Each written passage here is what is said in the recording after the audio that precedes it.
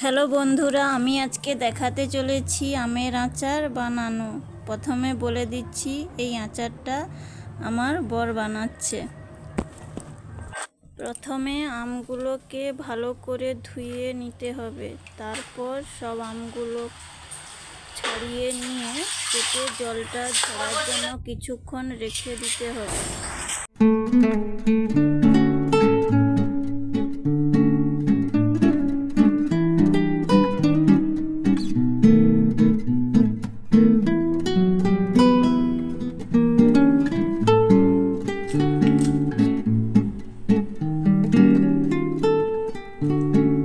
এদিকে সব আমগুলো কাটা হয়ে গেছে। আমের জল ঝরতে ঝরতে ওইদিকে কড়াইয়ে গোটা শুকনো লঙ্কা, গোটা জিরে, গোটা ধনে, গোটা পানমৌরি ভেজে নিতে হবে।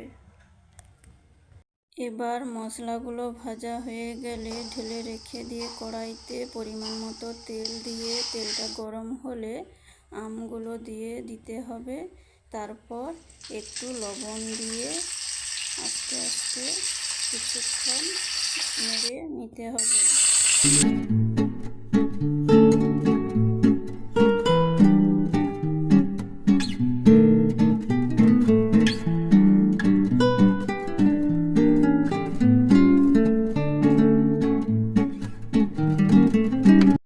এদিকে মশলা গুঁড়ো করা হয়ে গেছে।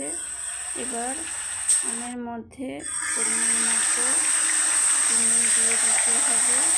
তারপর চিনিটা দিয়ে কিছুক্ষণ নাড়তে হবে। নাড়তে নাড়তে দেখবেন আলাদা কালার চলে এসেছে।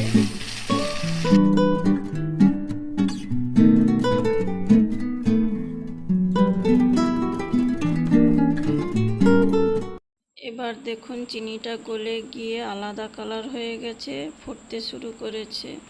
এখন গুঁড়ো করে রাখা মশলাটা দিয়ে ভালো করে মিশিয়ে নেব, কিছুক্ষণ নেড়ে নেব। এবার দেখুন আচার কমপ্লিট হয়ে গেছে।